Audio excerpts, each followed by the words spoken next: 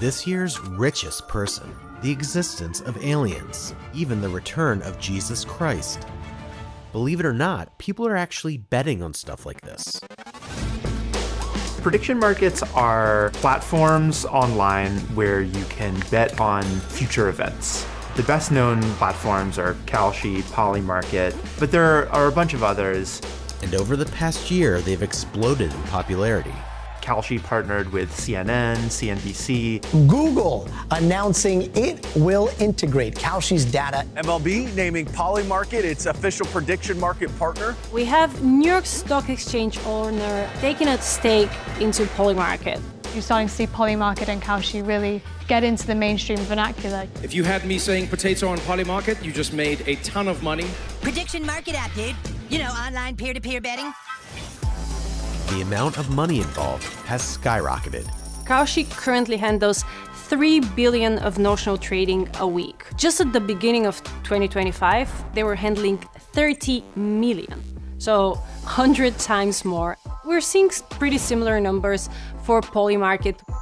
The boom is creating a new class of market watchers. You're just placing trades based on the news and the information that you have. Information is power. I was able to pay off my student loans with the money I got from Kalshi. I'm putting myself through grad school. I was able to pay off my car.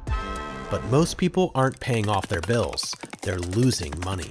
I feel so bad for 18 to 35-year-old males losing so much money. People are gambling on war.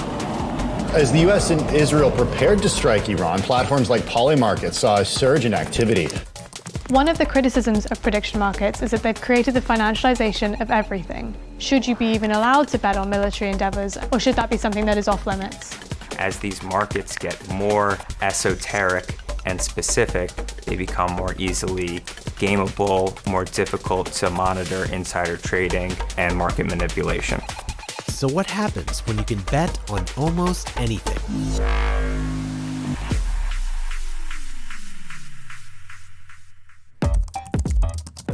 From the perspective of the prediction markets, this is not gambling. This is trading a derivative like any other derivative, whether it's wheat futures or something that has real world utility. Kalshi or any other prediction market, they're regulated by the Commodity and Futures Trading Commission on a federal level. It's a yes or a no outcome. When you buy shares, they can be priced anywhere from 1 cent to 99 cents. That price is determined by what traders are willing to pay for that outcome at the moment in time.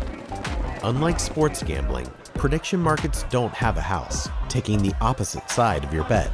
We don't actually make money when people lose. Instead, they match buyers and sellers and generate revenue from transaction fees. Prediction markets are based on supply and demand. It's a peer-to-peer market. If I place a yes on a certain outcome, whether it's going to rain in Central Park tomorrow, there needs to be enough people thinking that it's not going to rain to take the opposite side of the bet. And while you're welcome to make predictions about the weather, most people on these platforms are there for sports. Indiana gonna win, baby! As of March, around 70% of Kalshi's weekly trading volume was entirely made up of sports-related bets. Sports gambling was mostly illegal in the US until 2018, when the Supreme Court struck down a federal ban. Today, nearly 40 states have legalized it in some form, bringing in billions of dollars in tax revenue each year.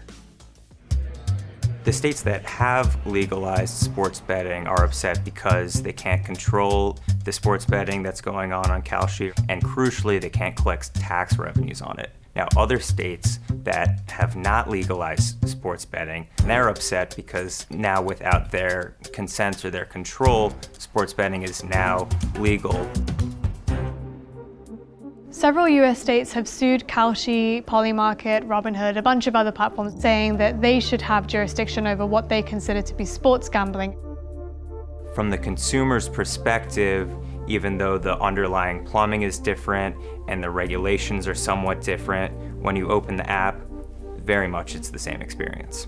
Arizona is filing criminal charges against Kalshi, accusing the prediction market exchange of operating an illegal gambling business. We see this as a total overstep, and we look forward to fighting it in court. most retail investors, regular people on the street, they're probably less interested in betting on what interest rates will be next month, but they're pretty interested in betting on who'll win the Super Bowl. Billions are also expected to be placed on World Cup outcomes. 93% on Kalshi right now. Yes. Chances of victory. This is how we bring the numbers down. People also like to bet on politics.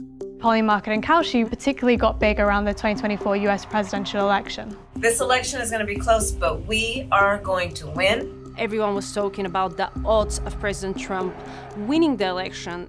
The latest polling from NBC News showing Donald Trump and Kamala Harris neck and neck. And there was somewhat of a gap. Those markets actually predicted that Trump would win more accurately than polls did. So that helped improve the reputation of prediction markets. I, Donald John Trump. Trump's victory was a win for prediction markets as well. Donald Trump Jr. is an advisor to Kalshi, and he's both an advisor and an investor in Polymarket. The Trump Media Company has its own prediction market platform that it's announced called Truth Predict.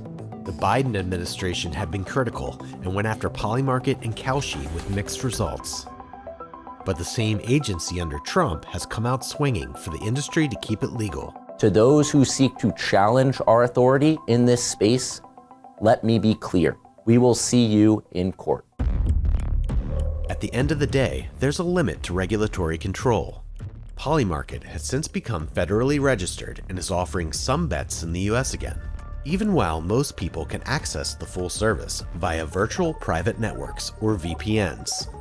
Conversely, Kalshi is trying to expand overseas. For Kalshi, they've said they want to be available in 140 different countries. That's the goal. But a cloud of ethical questions linger. Take insider trading. In investing, there are hard rules around who and how information can be used. But here, it's fuzzy. In the original premise of prediction market, an insider information can be a signal. I think what's cool about Polymarket is that it creates this financial incentive for people to go and divulge the information to the market and the market to change. What we often see in these prediction markets, insider trading is not necessarily a bug that needs to be fixed, but it's very much a feature. From this point of view, people with insider information can profit from it. The most famous example is someone in the run-up to the US capturing Nicolas Maduro placed a series of large bets that Maduro would be removed from office. And they ended up making $400,000 off of these bets. That was on Polymarket, so those bets were anonymous, but it appears to be someone who had knowledge that this was going to happen. In some cases, bets don't have to be big to make a difference. There are so many things to bet on, and some of them don't have a lot of volume or a lot of liquidity. It doesn't take a huge amount of money to move those markets. Polymarket has introduced rules it says are aimed at curbing trading on non-public information, and Kalshi says it will penalize such behavior or refer it to the CFTC. This evolving set of rules doesn't completely squash the ability to stack odds and profit from insider information, though. And there's also the dubious ethics of being able to bet on conflict or violence. On Kalshi, you're not allowed to bet on assassination, terrorism, war, because the CFTC has those outlined in its core principles as areas where bets are not permitted. For Polymarket, those rules don't apply because it's international, so it has a lot of markets on areas that people would consider unethical. Another issue is how outcomes are decided. Kalshi and Polymarket lay out for bettors what event, resolution criteria, and data sources will determine the answer to the wager. In theory, who wins and who loses should be decided by the real world. That said, there can be hiccups when these markets resolve. Despite the issues, Kalshi and Polymarket are raising billions of dollars in funding. The boom in online prediction markets is being driven by people like Brandon Feen, a 25-year-old teacher in Pennsylvania. I am not a finance bro. I have no background on the stock market. My friend actually reached out to me and said that there was a way to bet on the Billboard Hot 100 chart and try to predict what song was gonna be #1. And I went, there is no way that that is a real thing, because that is what I have done since I was in 8th grade. My first trade that I did, I lost $600, and I was like, you know what, I'm all done. But Fiend didn't quit. Instead, he approached it like a professional investor would, with research. Sometimes it'll be hours each day, sometimes it'll be 1 hour for the week. I have seen success with Taylor Swift markets with her album, how many sales she was going to do. I go on Twitter and I follow fan pages that update on these things, and I turn on post notifications, so super easy. Anyone can do it, anyone can look at how people are finding this information. This is the #1 strategy to start making money on Polymarket today. A lot of people are taking this very seriously and doing a lot of research and trying to get an edge on what they call dumb money, people who are just kind of winging it. And in some cases, the kind of research they were doing was incredibly sophisticated. A lot of the biggest supporters, they say, wow, this will be bigger than the stock market, this will be bigger than all financial assets, because it allows you to do everything. And perhaps that's part of the promise. But then the other side of the coin, the majority of people go for entertainment. They go to win some money, they go to watch a game. Be it entertainment or investing, prediction markets tend to produce big winners and lots of losers.